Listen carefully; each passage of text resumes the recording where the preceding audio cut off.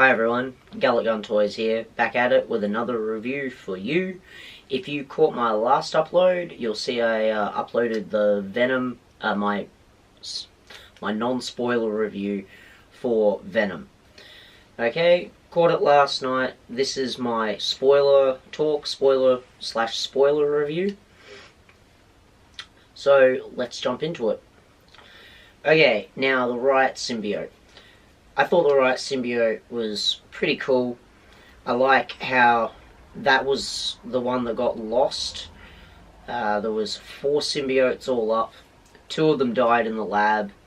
Venom went to the lab, and the Riot symbiote got away, infested one of the astronauts, I believe, and then hooked onto one of the paramedics that was treating the astronaut.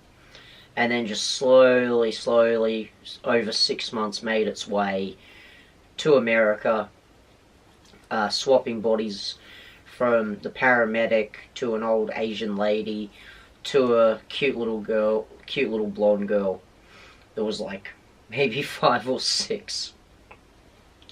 And then the symbiote comes to Carlton Drake as the little girl and just pretty much goes straight for him. So I like that the Riot symbiote had an idea of what it was doing and who it was going after. It knew it was going for the Life Foundation because it's smart enough to know that they sent the rockets. So go after the Life Foundation, infest the make the leader of that your host, and then go and get more symbiotes. Like, I thought it was a pretty good plot and a pretty good story, and I thought Carlton Drake and Riz Ahmed's Carlton Drake character and the Riot symbiote had similar thinking and a similar mindset. So I felt like it really worked. The bond, the fact that the Riot symbiote bonded to this nerdy little science geek instead of, a stronger host like Eddie. But it was, to me, I felt like it was a complete bond, and I felt like they did it well. Okay, Venom. I thought Venom was really well done. I thought all the comedy, all the little bits, there's one part in the movie where he turns into Venom and he climbs this massive skyscraper to get into this office building. And then after he's done, he's looking at the window, and it's like 100, 200 floors down. And the Venom symbiote's he's just normal Eddie Brock, and the symbiote says to him, "Jump! Jump!"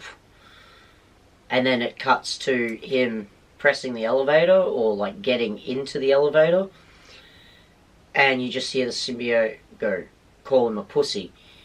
And just all that sort of stuff was really good. I really enjoyed. And I felt like Tom Hardy just really brought it. He carried it. Even if you don't like anything else about this movie, you cannot deny how good a job Tom Hardy did with his performance. I feel like he just knocked it out. Knocked it out of the park. And if they do a sequel, I'm really, really excited to see. They've set it up for a sequel. If you're watching the spoiler review, you probably know that they've set it up for a sequel. If it gets a sequel because of all the backlash, we'll see. But from what I understand, it's already making money. So who knows if it makes enough? We get a sequel. Look at Transformers. A lot of people hate those, but they make money. So I personally like the first 2 a little bit. They're a bit of a guilty pleasure because I was a bit younger when they came out. But every one after just seems to get worse and worse and worse and more convoluted. But this this was good. I really enjoyed this. Now, the bonding of the symbiotes, they changed it. They've changed it a little bit. And honestly, like, I don't mind it. I thought it worked well for a big action, like a big Hollywood movie. I feel like it really did work. Like, there's not long after he gets possessed by the symbiote, or anyone gets infested by the symbiote at first, the symbiote is hungry, it wants to feed, and he's eating chicken nuggets, like frozen, he's cooking chicken nuggets, he's pulling out like off chicken from his bin, and he's like eating leftover scraps of that. There's like one scene where he's like eating before the symbiote is actually fully manifested. He's like eating a fish, like sitting in a restaurant, like eating a fish because everything else is.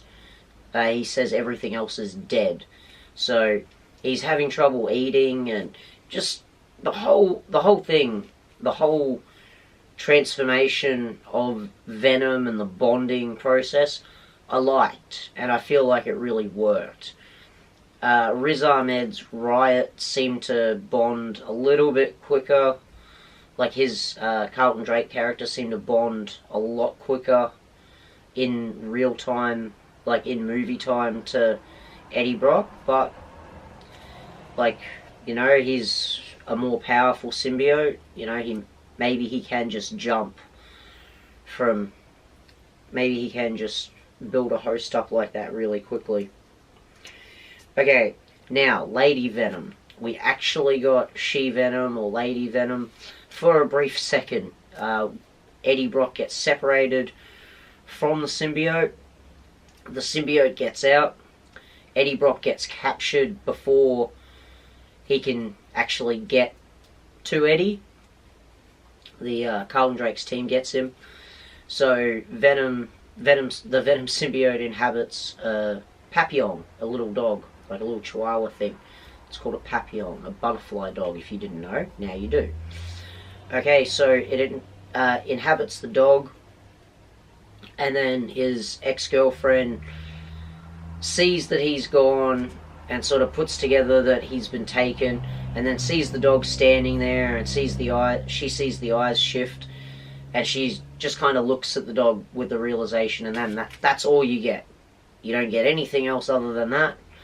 And then the next time you see, I'm pretty sure Eddie's being dragged through the forest and they're about to kill him, and just before they kill him, you see the symbiote start taking everyone out one at a time. Now, the last guy it takes out, you actually see what I thought at first was it was just the symbiote by itself coming off the dog or something, like without the dog in frame, just eating the guy. But as soon as you sort of get the next scene, you see that it's actually Anna, or Annie, or whatever her name is, in with the Venom symbiote on. So she's obviously swapped, the symbiote's obviously swapped from the dog to her during some point, taken all the guys out, and then kisses him, and it's kind of a weird scene, but like, it just kind of works for the buddy comedy relationship between Venom and Eddie Brock. So I thought that kind of worked, and it was good to see another symbiote character. Like, it was just the Venom symbiote, but we got to see, you know, Riot, Lady Venom, and Venom. So that was cool. Or She-Venom, whatever you want to call it. Okay, now, Carnage. We didn't get Carnage, but we got Cletus Cassidy in the mid-credit scene. The end credit scene is just a trailer for Spider-Man Into the Spider-Verse, or like a clip from that. It's quite long. I think it went for maybe 5 minutes, or maybe less than that. It was pretty cool, but they'll probably release it online. So if you haven't seen the movie and you're already watching this, like I tend to do with spoiler reviews, you don't have to really stay past the mid-credit scene with Cletus Cassidy, because there's nothing after that except a trailer for Into the Spider-Verse. Honestly, I thought the end credit scene, for me, that was the weakest part of the movie, because they could have done some serious building there, but instead they got Woody Harrelson, I believe it was, to play Cletus Cassidy. And Cletus Cassidy's meant to be, you know, a younger guy. Like, Tom Hardy's young. Like, Cletus Cassidy should be should look about the same age as Eddie Brock, maybe a little bit younger. And I just didn't like the portrayal of Cletus Cassidy, and I felt it was just corny. It was really tacked on. But if we get a sequel and we get Carnage, and it's you know, as serviceable as this was, you know, I'm on board. I'll go see it. I'll probably, if they do a sequel, I know I'm going to go see it anyway. But who are we kidding? Okay, guys, so that's my spoiler review.